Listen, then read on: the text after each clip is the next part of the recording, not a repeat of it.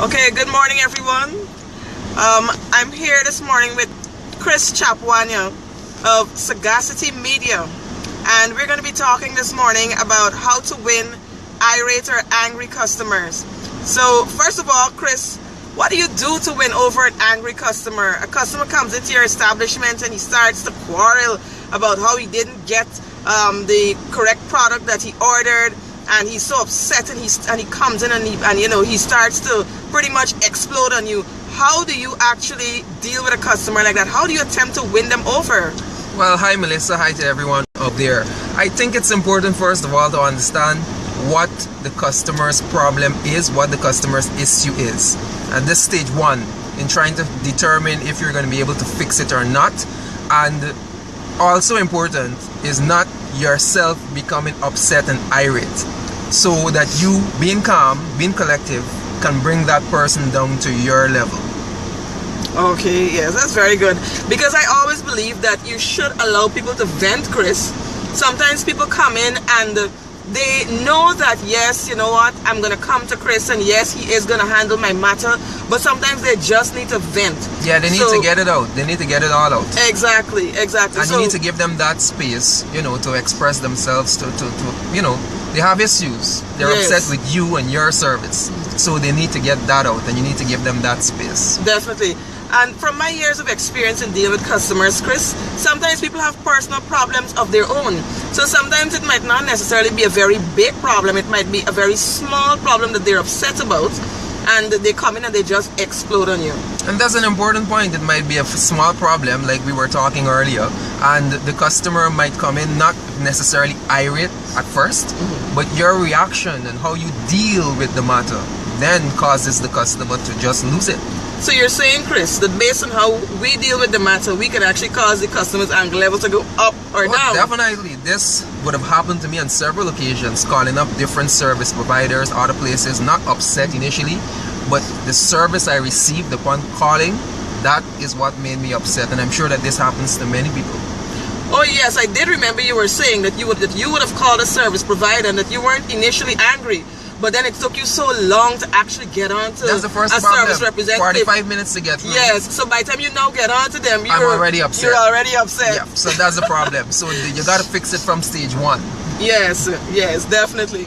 Now, so when someone comes into you and they're like really upset and they're quarreling and things like that, what's the first thing you think people should do, Chris? The first step? The first step for me, I want to understand what this problem is. So you want to be polite, you want to be courteous, you want to speak to people in a way that you would like to speak to you. And like I said, you want to give them some space so that they could vent. And in doing so, you got to be able to grasp what the problem is. And then you got to get around to attempting at least to fix the problem and being honest in doing so. But Chris, suppose it's not the problem didn't originate with your section. Suppose it's another section, Chris, but they're coming to you with the problem, so how do you deal with that? Once you call my company, right, the person who is at the door could answer the phone. They're a representative of the company. Yes. So it's not, it doesn't necessarily have to be my department, my section. It's the company you're representing. So even if you're not the person to deal directly with the issue, you have to be able to refer them to that particular person and ensure that the process works, that their issue is looked after, because you would have been the person they initially went to or came to. Yes. So what you're saying, what I hear you saying, Chris, is that the follow through is very important. Extremely important. Because you might not necessarily be the one to solve the problem, because it might not be your section, but instead of telling the person, look, excuse me, go up so, and go to that door, this is not my section. All right, I can't solve your problem. All right, so remember, they came to you first. So they're always going to remember you, the first person that they came to. So even if you said, go over that way or go to that person, they're going to remember you are the initial person that did not give them any help. Exactly.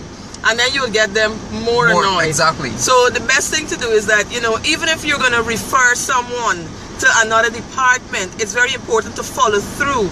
What I would have done if it's not my section that probably made the mistake or got the customer upset, what I would have done, you know, even if I can't leave my post to literally take the customer over to the correct section to get their problem resolved, I would have said, you know, I would have directed them to the correct section, of course, but I would take the customer's name and number, and also I would actually personally call the manager or the supervisor for that section to make sure that I give them a heads up that, you know what, John Jones is coming through and this is John Jones' problem, and I'm asking you to please give it some priority. Exactly. And then, you know what, I would follow through. Following through, it's a big thing. It's a very, very important thing to follow through. All right, because you don't want that when John Jones came in there and you would have referred him to the correct section, that you don't follow through to make sure that his problem is resolved. And that's very important, because many people, I'm sure, would have had the experience of going to a place, calling a place, and the person that initially answers the phone is not the person that is supposed to be dealing with your issue. So they then refer you to the next person, who then refer you to the next person, and you're going around in a circle. Exactly. So you want to ensure that that does not happen, and you as the first person, you got to be able to, as you say, follow through. Yes, exactly. But Chris, do you see the ability to win over irate customers as something that could directly affect a company's profits? Oh, definitely. First of all, you need to understand that bad publicity spreads faster than good. Yes. Bad experiences, people spread it way faster than they would a good one. So when a person comes into your establishment or calls and they're upset and they're irate, you want to ensure that you immediately look after that, because in this day and age, it's going to be on social media the same way we are right now, and that bad news is going to spread like wildfire. Yes. And remember, on the flip side, people generally, especially in Guyana, we got to be honest, they don't expect good customer service, quality customer service. So if you're able to give them that, sometimes they're surprised and they leave your establishment and they go to other people and say, well, could you believe this? We called up Sagacity Media and they were, you know, very courteous. They helped us. Yes. So I believe it's a plus. Exactly. No, I would definitely agree with you, Chris, because bad publicity in this day and age here is bad for business. Because I remember in times past, I would have been, you know, I've been scrolling through Facebook, and then I would actually see like one of my Facebook friends, you know, they would actually take a picture of someone and take a picture of the establishment, and then they would tell people about the negative experience that they had, you know. And on the flip side of that, I remember scrolling through Facebook, and I remember actually seeing someone put up, you know, look, I went to X organization, I had a problem there, but you know, the supervisor, she came out and she just made everything okay. She just worked out the entire situation. And that was a plus. And that was a plus for that Exactly. organization. All right. So, Chris, I would just like you to tell me why should we even try to win over these irate customers? I mean, I hope that I'm not sounding repetitive here, but I just want you to say it, Chris, because I think our listeners need to hear it. Why should we win over irate customers? Why not just tell them, look, you know what? There's another phone company over the road. You're free to go. Well, as a person in business, bad idea. Yes. The primary reason that people are in business is to make money. Exactly. That's the primary reason. So if you have no other motivation of why you should win over an irate customer, it's to ensure that you continue to have business coming from that customer. Mm-hmm. So that's step one.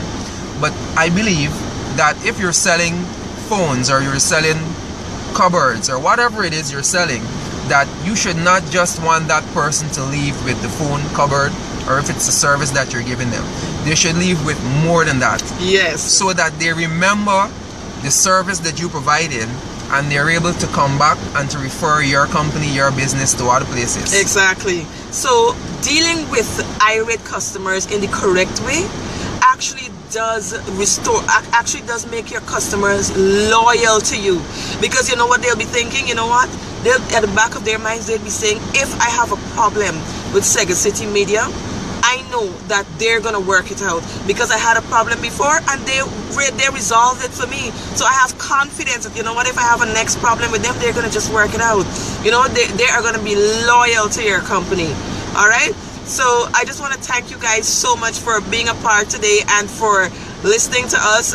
Please feel free to share your views. Your views are highly appreciated. And this is, once again, this is Mr. Christopher Chapwania. He's from Sega City Media. And Chris, just tell us a little bit about the business that you do. Well, it's a public relations, marketing, advertising company. We provide public relations consultancy to several companies, not only here in Guyana, but overseas.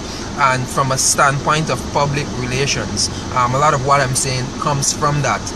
As a company, you need to create and to maintain, not just create, a good image, a pristine image, and to do so you have to be able to relate well to the people that you serve and to the people out there. So customer service, I believe, can be inserted into every aspect of any business operation. Yes, definitely. And how can people reach you, Chris? I can be reached on Facebook or on my mobile 611-5312, or you can call the office at 265-4309. Alright, so thank you so much, guys, for watching. This is Mr. Christopher Chapwania, and I am Melissa Davey, your customer service consultant. You can reach me on 654-5984. Thank you. Do have a great day. Bye, guys. Bye.